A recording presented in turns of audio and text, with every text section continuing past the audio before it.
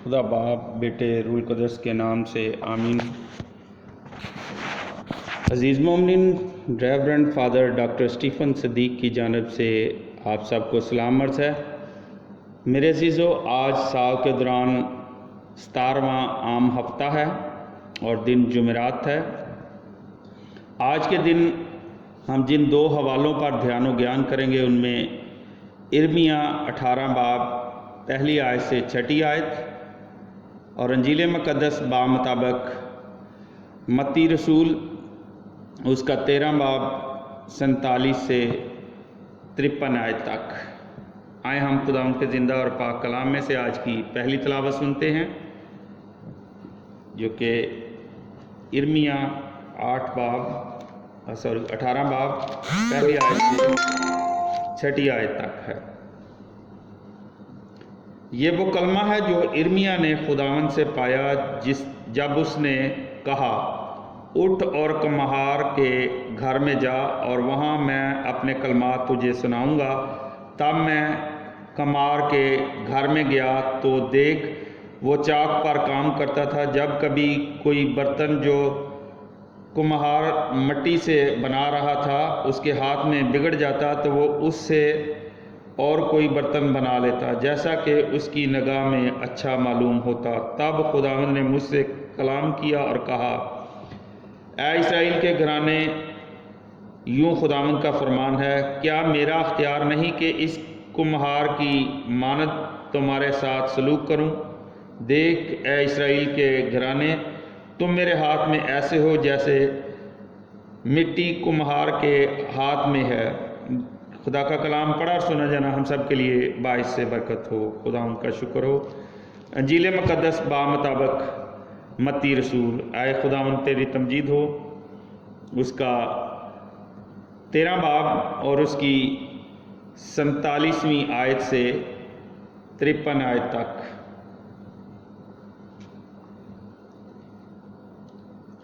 फिर आसमान की बादशाही उस महाजाल की मानद है जो झील में डाला जाता और हर तरह की मछलियां समेट लेता है। जब वो भर गया तो उसे खींच लाते हैं और किनारे पर बैठकर अच्छी बर्तनों में जमा कर लेते हैं और जो काम की ना हो फेंक देते हैं। दुनिया के आखिर में ऐसा ही होगा। फरिश्ते निकलेंगे और रास्तबाजों के दरमियान से बदकारों को जुदा करेंगे और उन्हें आग की भट्टी में डाल देंगे। वहाँ रोना और दांतों का बजना होगा। क्या तुम ये सब कुछ समझ गए हो? उन्होंने उससे कहा, हाँ। तब उसने उनसे कहा, इसलिए हर एक फ़कीया जो आसमान की बादशाही की तालीम पा चुका घर के उस मालिक की मानद है जो अपने ख़जाने से नई और पुरानी चीज़ें निकालता है।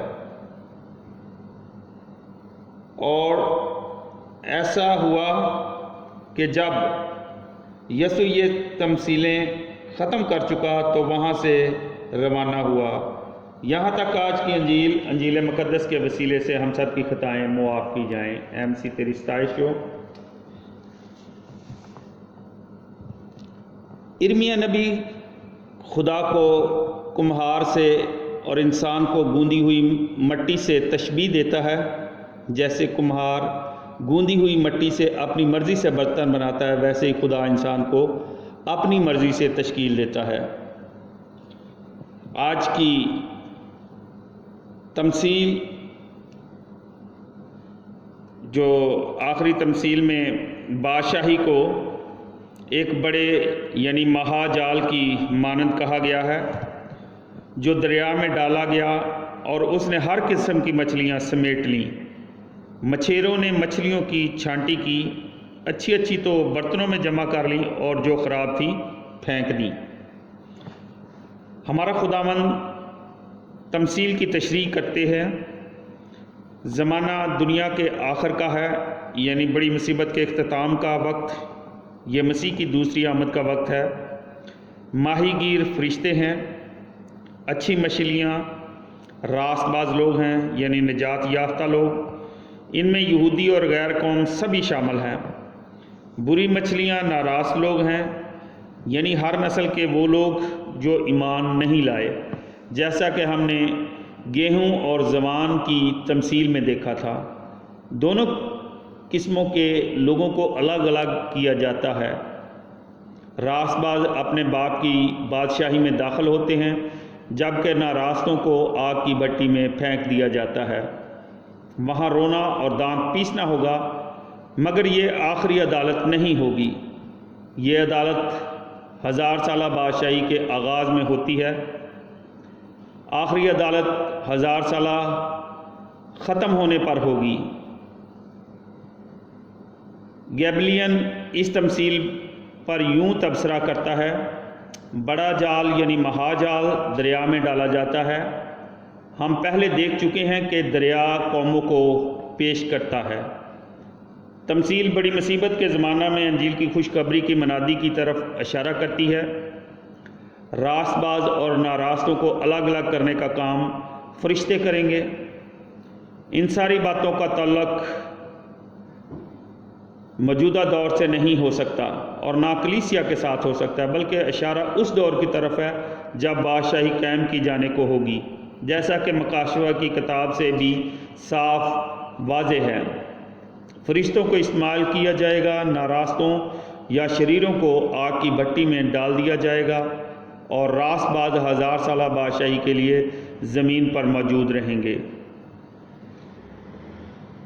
جب تمثیلیں سنا چکا تو استاد کامل نے اپنے شاگردوں سے پوچھا: کیا تم یہ سب باتیں سمجھ گئے؟ انہوں نے جواب دیا: ہاں۔ شاید ہم ان کے جواب پر حیرت زدہ ہوں یا کچھ رشک محسوس کریں، کیونکہ ہم اتنے اعتماد کے ساتھ ہاں میں جواب نہیں دے سکتے۔ چونکہ وہ سمجھ گئے تھے، اب ان کا فرض تھا کہ دوسروں کو بھی بتائیں۔ ضرور ہے کہ شاگرد برکت آگے پہنچانے کا راستہ بنے، نہ کہ آخری بند کنارہ بن کر بیٹھ جائیں۔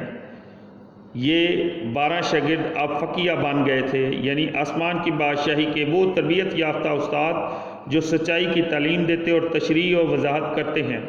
وہ اس گھر کے مالک کی مانند تھے جو اپنے خزانہ میں سے نئی اور پرانی چیزیں نکالتا ہے۔ پرانے عہد نامہ میں ان کے پاس بڑی قابل قدر اور بیش بہا چیزیں موجود تھیں، جن کو ہم پرانی چیزیں کہہ سکتے ہیں، اور مسیح کی تمثیلوں والی تعلیم جو ان کو ابھی ابھی ملی تھی بالکل نئی چیزیں ہیں۔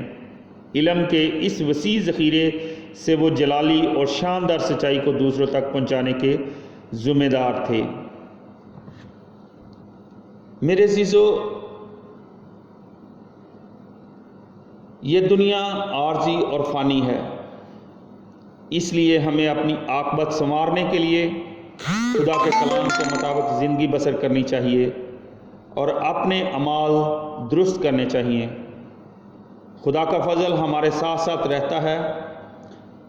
ہمیں ایمان عطا کیا گیا ہے تاکہ ہم زندگی کے ہر موڑ پر اس کا چناؤ کرنے سے اپنے آپ کو اس کے قابل بنا سکیں۔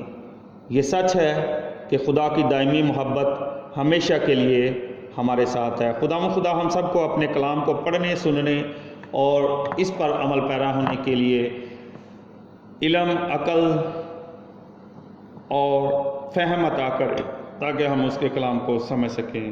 خدا ہم سب کے ساتھ رہے، آمین۔ خدا باپ، بیٹے، روح القدس کے نام سے آمین۔